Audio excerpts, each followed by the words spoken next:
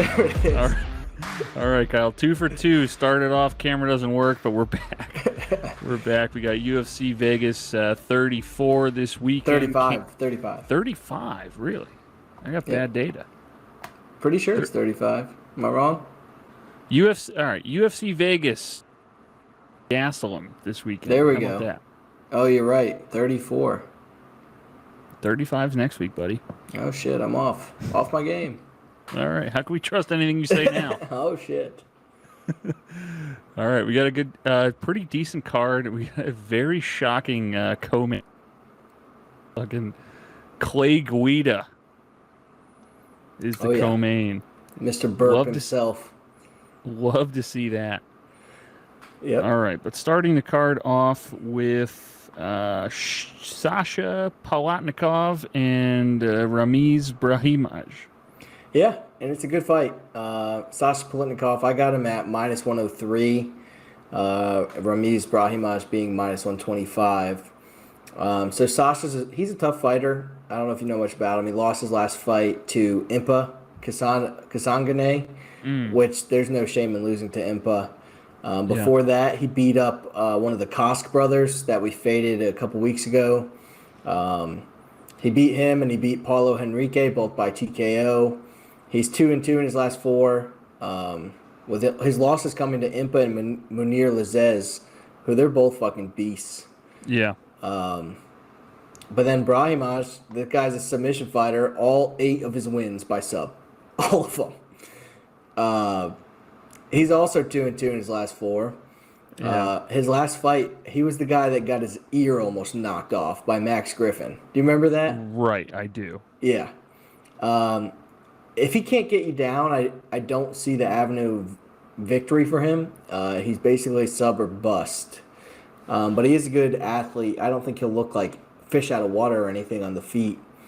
But I like the slight dog in Sasha because I think he could keep this standing. What do you think? Yeah, I'm with you 100%. I think if he can keep this on the feet, he should pick him apart. Yeah, I agree. The next fight, we got Roosevelt Roberts minus 134 versus Ignacio Bahamondes plus 105. And these odds might be a little off because I grabbed them real early Yeah. when I was starting doing my tape study. So if any of the odds are way off, just let me know. Yeah, and a lot of them these are a lot of pretty close fights odds wise this week. There's not too many like minus 500 favorites on this one that I'm seeing so far. Yeah, I think the biggest favorite is minus 230, and that's Knight versus Charant. Yeah. Other than that, still lots of value here. With Roberts, we won money off him last time out. Oh, we sure did. With his loss to Jim Miller. He also lost to Kevin Kroom, which got overturned, but Kevin Kroom beat the shit out of him. He rocked him on the feet and then got him in a standing guillotine. Roberts was a guy that came in the UFC with a lot of hype. He was a guy who could finish you on the feet. He had some crazy subs, but he was one of those guys that kind of like Connor had a lot of confidence in himself. And coming off 2 big losses, I'm wondering if he'll still have that same confidence to go out there and get some of those flashy wins. Yeah, like you said, he was super highly touted and has not really lived up to it as far as I can see. Yeah. And this guy Bahamondes from Chile, I believe that flag is. He's been pretty good his last 3 fights. He got 2 wins and then a loss to fucking Magdesi, that's a good loss to have on your resume. Yeah. And split decision. He fought him real tough. Yeah. Yeah. Super young, pretty versatile fighter. 23 years old and he's 6'3" at lightweight. The thing is, Roberts is actually a tall lightweight too. Right. But yeah, I'm liking the dog again in Bahamondes. I think that Roberts is questioning himself now, and Bahamondes is a tough guy, like you said. McDessie's not a bad loss, and this is a step down from McDessie. Right. and I think Bahamondes puts it on him here. He has good I pace. absolutely agree. Yeah. That brings us to the next one, which is the biggest on the card, biggest favorite, in William Knight, minus 240 versus Fabio Charant, plus 185. We also won money on Knight, his last fight Yeah. out, against Da Un Jung. That was our lock of the night. It couldn't have gone any better. Da Un Yep. Jung absolutely dominated William Knight. Yep. But before that, he won 3 in a row, including a win over Alexa Kamer. He's 9-2 with 8 wins coming by TKO, and he's massive. This guy is a freaking tank. Yeah, but he's fighting a guy who's also fucking massive in Fabio Right. Charant. Yeah. They're like the same build, except Yeah. Knight's more of a striker and Charant's more of a grappler. Charant lost that fight to Alonzo Menafield, and we won money there. These are just Right. guys we win money on. Yeah. Prior to that, he won 3 in a row over absolute nobodies. I didn't recognize any of the names. Yeah. And he lost to Alexa Kamer, where William Knight had won. I think this is pretty straightforward. I think William Knight wins this. Yeah. I think he wins it by probably TKO in the first round. Do you know what Fabio Charant's nickname is? I do not. What is it? The fucking water buffalo. He looks like one. Yeah. He That does. is- oh my! It's like, oh, that could not be more accurate. He does look like one. Yeah. You have any different take? Do you think? What do you think this No, fight no, no. goes? I knocks this guy out cold. Yeah. Next fight, Bay Malecki, minus 148 versus Josiane Nunes, plus 115. So Malecki was world champion Muay Thai. She's only 4-0 in her MMA career. And in her last fight, we saw her get into a war with Veronica Macedo. I thought it was good to see Malecki be able to take some damage and keep going. And she was the pressure fighter in round 3, but Macedo put it on her in that last minute. But Macedo's no joke, so it's high level comp. And Josiane Nunes though has power Yes. for the weight division. She's a beast. Yeah. And Bay Malecki, I don't know if you know this, she's I think she's an OnlyFans girl. She's one of the OnlyFans. Of course she is. Yeah. That's you pretty wait- much have to be on OnlyFans if you're in women's MMA. It's sad to say. It's sad to say, but you do. Yeah, well, you need that guaranteed income. I tell you who can't be on OnlyFans is Josiane Nunes. Jesus Christ. Nobody wants to see that. No. But I do see her winning this fight. Bay showed some resilience in that Macedo fight, but Nunes hits a lot harder than Macedo. And Macedo was able to hit Malecki a real lot. You can't take those shots against Nunes. So I think Nunes is going to keep that TKO streak going and finish Bay Malecki. Yeah. I could definitely see that. I mean, she looks like an absolute water buffalo. yeah, exactly. Oh, shit. Yeah. Won't see her on OnlyFans anytime soon. No. All right, we got Yeah, Brian. I like the dog in this one. Yeah, Brian Kelleher, minus 167 versus Domingo Pilarte, plus 131. What are your thoughts on this one, Scott? Okay, I kind of like fucking Pilarte. Do you? Yeah. I don't know if I agree there. I'm a Kelleher guy. I always have been. I could see why you're saying Pilarte. But Kelleher has just fought the tougher competition. I know he lost to Ricky Simone. He basically loses every step up in his career. He lost to Simone. He lost to Stamen, Montez Jackson, John Lineker, Marlon Vera. But all of them are really good.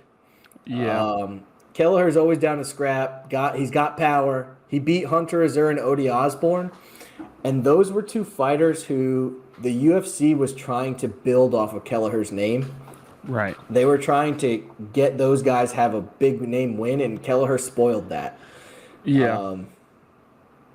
And Pilarte is coming off a first round TKO to Journey Newsom. If you just look at it says it was overturned, and that was because Newsom failed for fucking weed. Fucking pothead. Yeah. But I see your point in picking Pilarte because he did beat Adrian Yanez and Vince Morales in fucking 2017 and 18. Yeah. And they are both absolute killers now. So I see your pick. It could be like, he beat him before they were hot. Could be. I mean, I don't know. But Kelleher also, like you said, dog money on Pilarte is not bad. But if I was picking him to win, I'm picking Boom. I'm picking Boom Kelleher to win this. I can see that. Next fight, Austin Lingo, plus 121 versus Luis Saldana, minus 155. This is another 2 prospect fights. Lingo came in undefeated, and he lost to Yusuf Zalal. He then came back and battered Jacob Kilburn in their last fight. I like Austin Lingo. He's a tough guy. He throws straight punches. He's got power. And he's fighting Luis Saldana, who I thought lost his last fight to Jordan Griffin. You got anything on this fight, Scott? I like the dog again. I do too. I like the dog here. God damn. I think Lingo will be the aggressor too. I think he'll be the aggressor. I think he has the dog's going nuts now. He's got the straighter punches. I like that dog too. Yeah, he's got the straighter punches, and I think Lingo might get the finish here. Yeah, I agree. Next fight, I couldn't get line on because it's a late replacement, but Mana Martinez versus Trevin Jones. Mana is the winner of Dana White Contender Series, and he really impressed by stunning knockout. All his wins are by knockout. Won his last 2 fights in under a minute.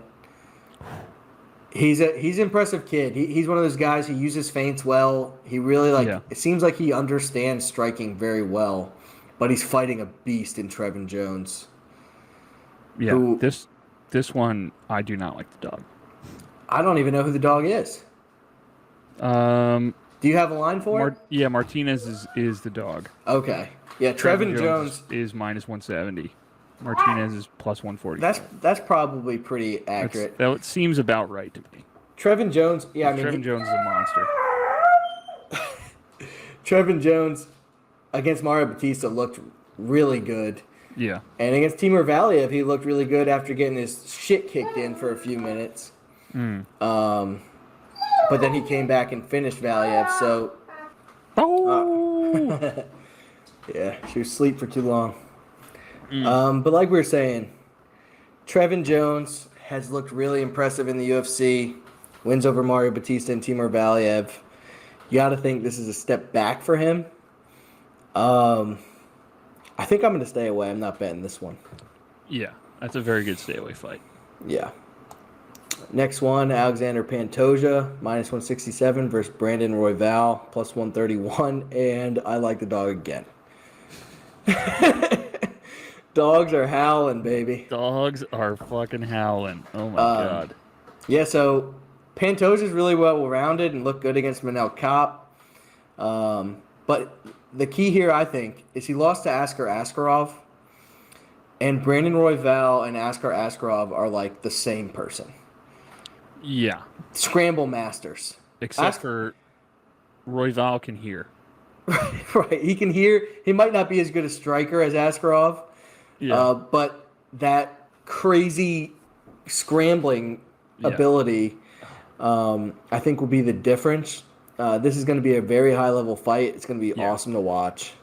I know. Anyone who is like Askar Askarov right. is a fucking monster. Because Askar Askarov is an absolute savage. Exactly.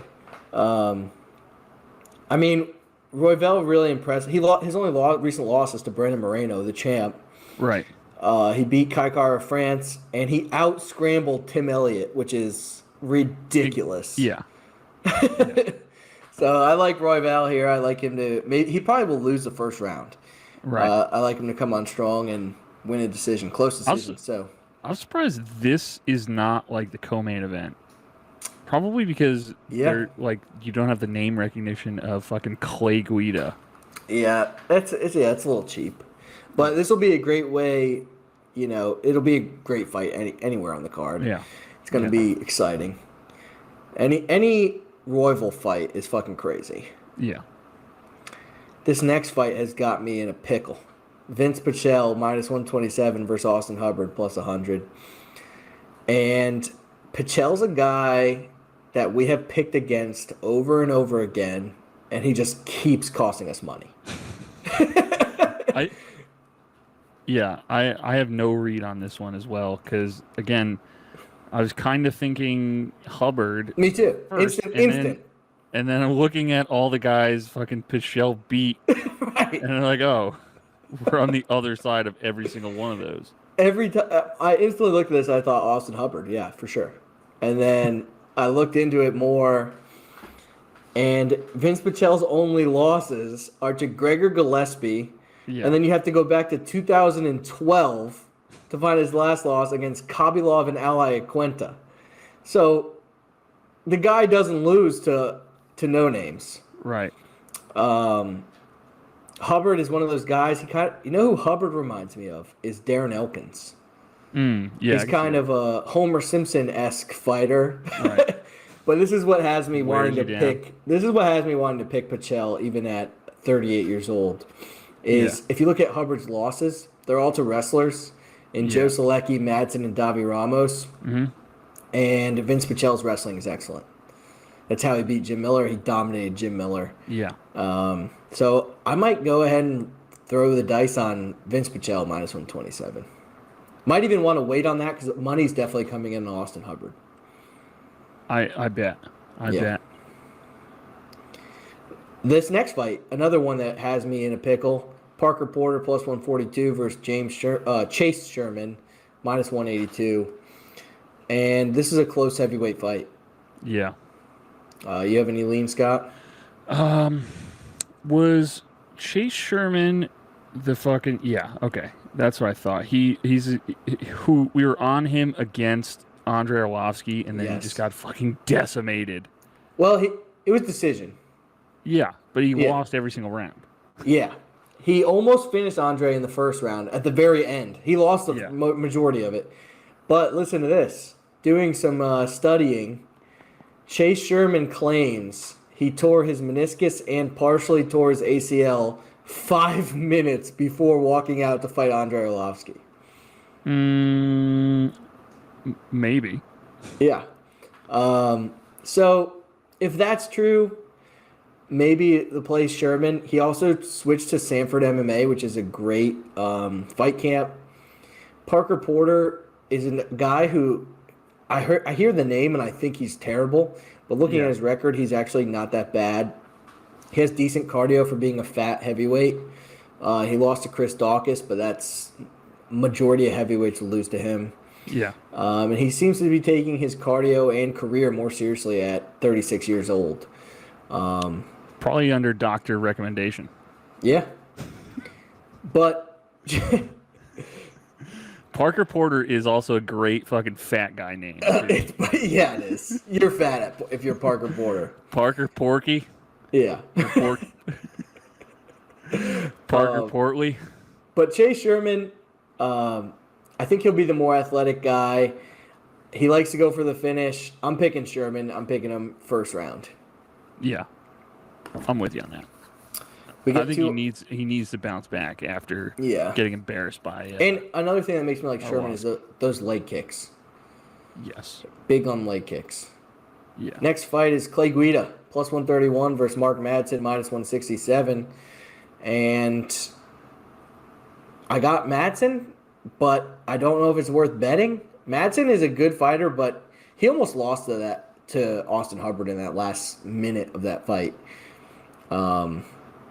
Guida, though, he doesn't have any good wins. Right. And like, at all. Yeah. I think probably the play for this one is over. The over? Yeah, I like that. Yeah. Because Clay Guida's not going to get tired. No. And you're probably not going to be able to knock him out. No, and Mark Madsen will get tired, which is good for us because he's the only one that can finish this fight. Yeah. Yeah. So he'll probably win every round, but not finish him. Yeah, I think Madsen probably is a good, decent pick because looking at Guida's wins, his loss. Guida's an interesting case because his losses are to only good competition, but his wins are to like horrible people. Michael Johnson, who worst ring IQ in the UFC, Yeah. and gives up on himself. He beat an ancient BJ Penn. He beat an ancient Joe Lozon. And he beat Eric Koch. Yeah. Not good. No. Mark Madsen is an Olympic wrestler. I like him to win. Yes. And that brings us to our main event, which is another crazy one. Jared Cannonier minus 165 versus Kelvin Gastelum plus 133, and I have no clue what to do with this fight. Yeah, I think the line is about right though. I think also if this fight was a couple years ago, Gastelum would be minus 300. Yeah, I'm not going to bet this one personally. Yeah, Gastelum's definitely fallen off a cliff though in the last couple of years, unfortunately. He's 1-4 in his last 5, but he is 1-1 in his last 2 with a win over Ian Heinisch, which is a good win. Yeah. All his losses aren't to bad people. He doesn't get finished by anyone except for a freak tap out to Hermanson. That's not happening against Cannonier. No. That was a freak tap out though too. Yeah. Fucking ankle lock. Fuck. That cost us money. Yes, it did. That's why I'm staying away because I lean Kelvin Gastelum. I just think he's such a talented fighter, especially watching him fight against Izzy. That fight was awesome. Yeah. He's undersized, but it doesn't seem to matter for him. He's tough as fucking nails. But Cannonier, I mean, the guy's freak athlete, has TKO power. Has fought Jan Blachowicz and Glover up a weight class, both to decision. Yeah. He lost those, but was able to make it to decision.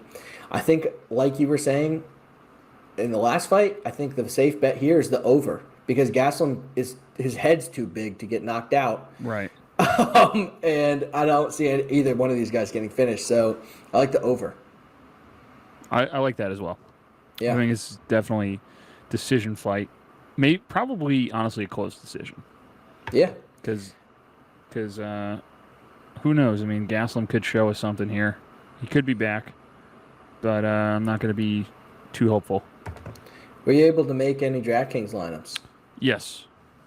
Because I made one and I left $1,100 on the table. And I love left it. $1,000 on the table. Oh, similar. Yeah. I went with a lot of the cheaper cuts this week because, the dog lines. I told you I liked a lot of dogs, and the dogs were pretty cheap. They were this week. So let's see if fuck it. First off, I got Josiane Nunes at 7,600. Sasha Palatnikov at 77. I like them. Bahamondes at 78. Brandon Royval at 73. And then I went for 2 expensive guys with William Knight and Chase Sherman. And that leaves $1,000 on the table. I like it. And I actually have a pretty different team, which I left 1,100 on the table. Yeah. I have the same in Chase Sherman. I went with him. My 2 expensive guys, I went Chase Sherman and Brian Kelleher. I think if they're going to both win, they're going to win by finish. Next up, I got Austin Lingo at 79 and Bahamondes at 78. Finishing off with Josiane Nunes at 76 and Mana Martinez. Because if he wins, it's going to be by flash knockout. So I think he's a good DraftKings play rather than bet. Yes. So dogs are howling. You can hear my dog howling in the back. Fucking howling. Want to end it there just because the dogs are going to keep howling. You can guarantee that. You can guarantee that one. Yeah. All right, buddy. All right. I'll talk to you later. Yeah.